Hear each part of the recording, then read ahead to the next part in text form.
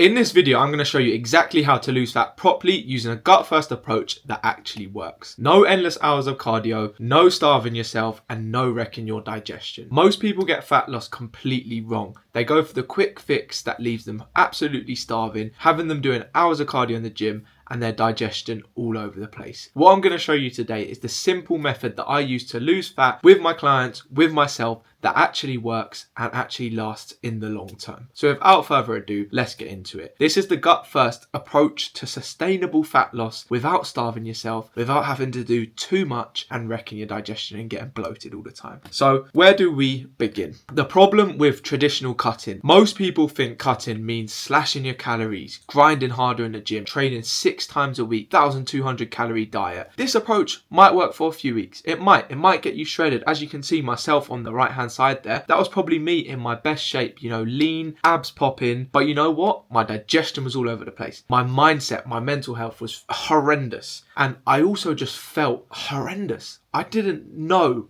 what I was doing at this point in time. I just cut as the typical way. Cut my calories, smashed out cardio, relied on caffeine. Now, if you want a sustainable fat loss journey, that's not going to work. And it's not going to be good for your long-term health. You're going to get problems later down the line. You're going to get gut issues. You're going to get health issues. And it's not going to be good. Listen, cravings are going to be through the roof, first and foremost. When you cut your calories so low, when you do too much, your body is going to fight back. Your gut is going to fight back because it's extreme restriction and your body has hormones. It has things that are there to keep it surviving and to keep it thriving. And if you cut your cravings and if you cut the calories so much, then those cravings are going to be through the roof because your hunger hormones, leptin and ghrelin, are going to be all over the place and you're going to mess them up. Don't cut your calories too low, otherwise your cravings are going to be through the roof. The next thing you're going to get is energy crashes. Listen, if you're eating 1,200 calories and your maintenance is 2,000, then what do you expect? You need to work out your calories and find out a sustainable approach from there. So don't cut everything so small because you ain't going to have the energy to even go to the gym, to even sustain this in the long run. And it's just not going to be good for you. And the third and final thing that's very important is your gut health. Your gut is literally the center of absolutely everything. And if your gut health is suffering, you're going to get things like indigestion. You're going to get things like bloating. You're going to get things like brain fog because your gut isn't just how you digest food, it's how you think about things and how your mood is impacted because there's neurotransmitters that are through the gut-brain axis, which is how everything is connected. So if you're wrecking your digestion and ruining your hormones by eating too low and training too much, you're going to stress out your gut, stress out your body, and that's going to go into fight or flight mode and you're just going to have absolute carnage going on. You might look good on the outside, but you'll be feeling horrendous on the inside and doing absolutely no good to your body for the long term. And listen, that is not fat loss. That is not cutting. All that is punishing yourself, punishing your body, punishing your gut. This cycle, like I like to say, this yo-yo cycle, why you lose weight and then put it back on, it's due to that restriction. It's due to you cutting out food groups. It's due to you doing too much that's not sustainable. Because at the end of the day, if you can only do something for 6 months to get progress, or even 6 weeks, it's not going to last 6 months to be honest with you, then what's the point in doing it if you're not going to be able to do it for the rest of your life? So that cycle restriction is why you're in that yo-yo cycle and why you just keep starting over again. So listen, it's rebounding, it leads to binging, and it just ruins your relationship with food and with your body. So that's the problem with how you're cutting traditionally. So what was it that made me realize this? It was when I was getting photo shoot shredded, as you do, as you like your young self wants to get as lean as possible, wants to have the 6-pack abs popping out. You just basically cut everything out, restrict yourself, and then it all comes piling back on later on. And that's what happens when people don't cut properly, because it's not about eating less, it's about eating smarter, it's about eating high volume food, it's about eating fiber, it's about eating protein, it's about eating things that fill you up and prioritizing your diet from whole foods and not rubbish processed snacks, as I did, that were low calorie, high protein. Listen, food is fuel, and it's about food quality as much as it's about calories. So this is what we need to focus on. Fuel in your body is the absolute key in fat loss, because you're technically not giving your body as much energy as it needs, right? So at least give the energy that you are going to give it from good quality sources. If your sustainable cutting calorie deficit is 1,500 and 1,300 of those calories are from ultra processed food, then I don't know where you expect your energy to come from. For me, after years of doing it wrong, surviving on low calorie protein products, protein shakes, protein bars, protein puddings, protein this, protein that, I'm actually fed up of seeing everything in the supermarket say high protein. Not everything needs to be high protein, and anything that is, if you find something on the shelf and it's high protein noodles, I don't know what source of protein you think is in that. So that's something that we need to clarify. But after doing it myself, I didn't know. I was in the position that you might be in now. I didn't know how to lose fat properly. I didn't. And that's why I never did it properly, and why I just ended up putting back on the weight and not having those abs that you saw in that picture forever, because it's not going to last if you do it that way. So sustainable fat loss requires a completely different approach, as it says there. One that works with your body rather than against it. One that works with your gut. As I've touched on, the gut is key to absolutely everything. If your gut's under stress, you're going to find losing fat hard even if you are in a calorie deficit, because there's these things called cortisol. There's these things called hormones. There's these things called fight or flight. You know, it's not going to let your body lose that fat that is saving for some energy, because you're under so much stress. You're putting your body under even more stress and just making fat loss a whole lot more difficult for you. That's why when you see people smashing out runs, smashing out HIIT workouts and not fueling properly, that's why they find it hard to lose body fat. Now, this realization for me changed absolutely everything and made fat loss so much easier. Now, if I do want to lose a little bit of fat, say for a holiday, for example, I know how to do it in a proper way that, one, I'm going to be able to stick to. I'm not going to be having cravings through the roof at night. And two, I'm going to be able to sustain it, because once I come off that cut, I'm just going to go back to my normal habits and still be in that shape. I'm not just going to rebound and put on even more weight, as a lot of us do when we cut in a way that's not sustainable. Like, we cut out carbs, we'll cut out food groups, we'll smash 6 training sessions, we'll smash half marathons just to lose body fat. Those things should be things that you enjoy, not things that fuel fat loss, and they don't fuel fat loss. So there's a smarter approach to it, which we'll get onto. But you can still feel energized, you can still feel hungry, satiated, and feel good even if you are in a deficit. You just have to be eating the right foods, training the right way, resting, and managing things in the right way. So a lot of it comes from gut health, a lot of it comes from supporting your metabolic function, but those fancy words are just basic things that you need to be doing on a day-to-day that are going to help that. Things like sleeping better, things like managing your stress, things like food quality, water, hydration, these things. Okay, what actually does work? So a small sustainable calorie deficit. Think 300 to 500 calories. Anything more than that is going to be tough to sustain in the long run. And that's why bodybuilders will gradually reduce and they'll be at like 1,200 before the show, because they can't sustain that. That's how bodybuilders get to such a low fat percentage. But it's impossible to sustain that. And a lot of us here that are watching this probably just want to live a healthy lifestyle, lose a bit of body fat and feel healthier for it. So a sustainable calorie deficit, 300 to 500 calories less than your maintenance calories. Not extreme restriction, as it says, a modest, realistic calorie deficit, allowing your metabolism, allowing your body, allowing your gut to function optimally while still creating that fat loss, because we need a calorie deficit at the end of the day to lose fat. The Fiber First formula that I talk about with my clients on social media, it is the key to everything. I used to just rely on protein, just eat protein shakes, protein snack, protein bars, just because I thought protein, calorie deficit. You need something that is called fiber. That is the key to absolutely everything. It's the key to fat loss. It's the key to longevity. It's the key to gut health. Fiber is key. Protein and fiber at every single meal, and you're going to be on for a winner in your fat loss journey. Fiber is something that fills you up. It keeps you satiated. It also helps to push things through, which helps your gut health. It's the key to everything. So if you have fiber in every meal alongside protein, which are 2 nutrients that are going to keep you full, you're not going to be hungry, and then you're not going to be snacking later on in the day or in the evening, because you're going to have 3 meals, maybe 1 snack, and feel full for it. So even though you're eating less, you're not hungry. The next big point is whole foods. Whole foods changed my life. I used to rely on protein products, but like I say, I used to rely on things that were, ultra processed, but the packet said they were high protein, said they were low calorie. So I thought, you know what? Good. Whole foods all the way. I even noticed a difference from using 0% fat yogurt to using 5% fat yogurt, because that fat keeps you satiated as well. People fear everything because people have told them that you need to cut this out, you need to cut that out to lose fat. You don't. You just need to focus on whole foods. If you have real food, it's nutrient dense. And what that means is it's going to be providing your body with the nutrients that it needs to thrive. A lot of processed and ultra processed foods, they're not bad as people say, but they're just less nutrient dense, and they're not going to fill you up as a result. So when you're in a deficit, prioritize whole foods 80 to 90% of the time, and you'll notice how much easier it is to stay in your deficit. Your gut will be happy, you'll feel fuller and satiated, and you'll feel a lot more energized for it. And the fourth and final thing on this slide is smart training. Strength training is key. You need to be doing strength training if you want to lose fat. Whether you're female, whether you're an older female, whether you're younger female, whether you're a male, whether you're older, younger, you need to be doing strength training just to be strong as you age. But also, the more muscle you have, the higher your metabolism is going to be, and then it's going to be easier to lose fat as a result of that boosted metabolism. So having muscle is going to make fat loss easier. It's not going to make you look bulky. It's not going to make you look absolutely massive. It's just going to tone up your body, as people like to say, and it's going to help you lose fat. Daily steps are the most underrated thing. Light intensity, steady state cardio. If you have the ability to walk and you want to lose fat, you need to walk, because getting steps in is one of the most underrated tools for fat loss. If you can go on a treadmill and put it on a slight incline, again, brilliant. But even if you just walk while you're on the phone, while you're talking to someone, while you're in the kitchen, cooking something in the microwave, all right, walk about. Get steps in wherever you can. You don't have to aim for the magic 10,000, but if you do aim for 5 to 10k, or just getting a bit higher every time from where your base number is, that is going to be massive for fat loss, because it helps to burn extra calories as well. You don't need to be smashing out HIIT workouts, smashing out runs, smashing out cardio. Steps is a great tool. Have cardio in your program for your heart health. Obviously it helps burn out extra calories, but people find that when they do intense cardio, it makes them hungrier. So steps, strength training, the odd bit of cardio, 30 to 90 minutes a week for your heart health. And the main thing, quality sleep. You need to sleep. You don't need all these fancy supplements.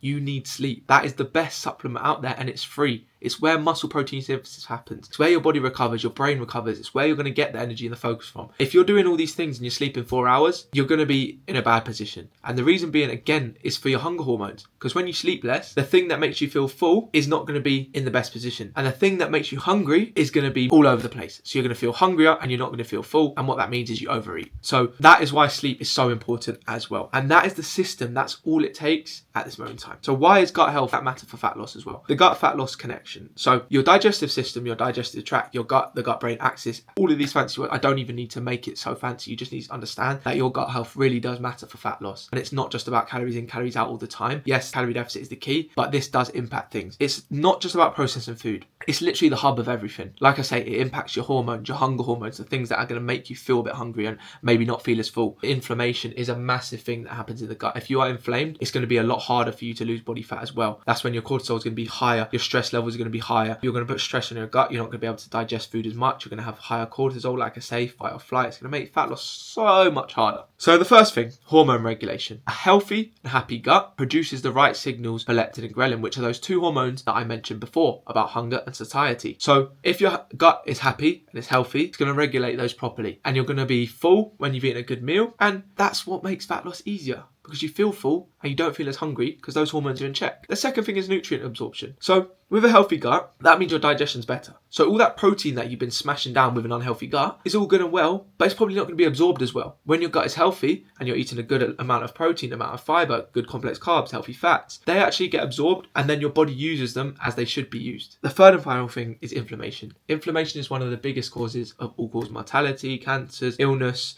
and it comes from when your gut is inflamed. And if you're reducing your gut inflammation by eating better quality foods, by training in a way that's healthy and sustainable and not putting too much pressure on your body, by sleeping, letting your body recover, by managing your stress, because stress is a big impact on gut health, by the way. If you're doing all these things, it's going to lead to better things like insulin sensitivity, like it says there, like fat burning. All these things that you want to do are going to become so much easier when your gut health is in check, because those three things I mentioned there are going to be in check. So look after your gut, and things like fat loss, things like muscle building will become a lot easier, as it says there, because your body's natural system, the core to everything, the hub, is working as it should. And that's why I focus on this gut first approach rather than just a gym bro, like let's smash some protein, let's go in a calorie deficit, let's cut, let's shred, blah, blah, blah. Listen, if you want to lose body fat, lose it to be healthier, to build more muscle, to be a stronger and healthier individual. That is why gut health is so key. And smashing all these protein products and protein bars, it's just going to catch up to you. It's not worth it. Trust me, for anyone that is doing that at this moment in time. To give you an idea of how it works in real life, it's all good and well me telling you this, but how does it work? Again, females and males is slightly different, especially at different ages for females. You go through different cycles, different hormones, and things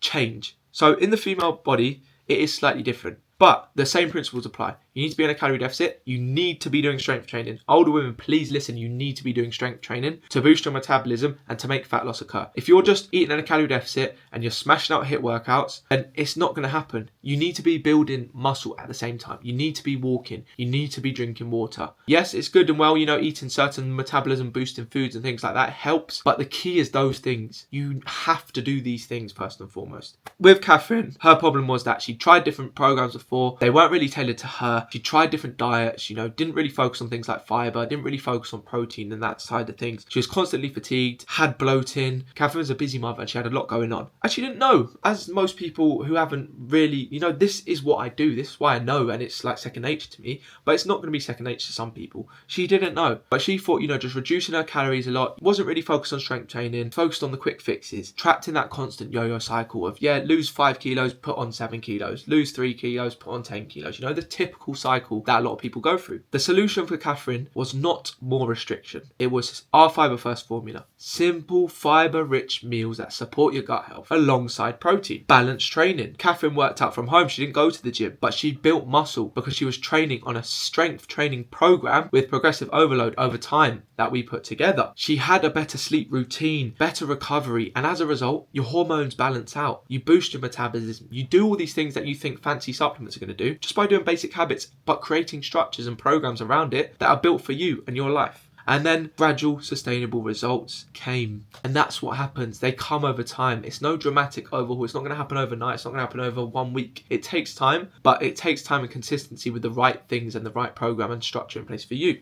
And as a result, as you can see, Catherine lost fat, she built muscle, her body changed completely, the shape of her body changed completely, but more than anything, she had a better relationship with food. Control what you can do. That is the words that came out of Catherine's mouth, and they will stick with me forever. We literally used to say to her, when she goes out, just control what you can. Because Catherine has been meeting up with friends, doing things like, social life, and you just control what you can. And then throughout the rest of the week, whole foods, the majority of the time, fiber, protein, strength training, do all these things, and you can see changes. And the best thing about it is she broke free from just having that restricted mentality around food, like these certain foods ain't great for me, like I need to eat this, blah, blah, blah. She understood what foods fueled her and what foods were more for enjoyment. And she also built muscle and built a good relationship around the training that she knows that she needs to do. And it was the exact same thing for Sean. Sean tried everything, extreme diets, cutting calories, skipping meals, coffee for breakfast at work, training but with no real rhythm, no real intensity. And the shift was we kept his calories steady, increased his fiber, focused on a progressive strength training program, increased his steps,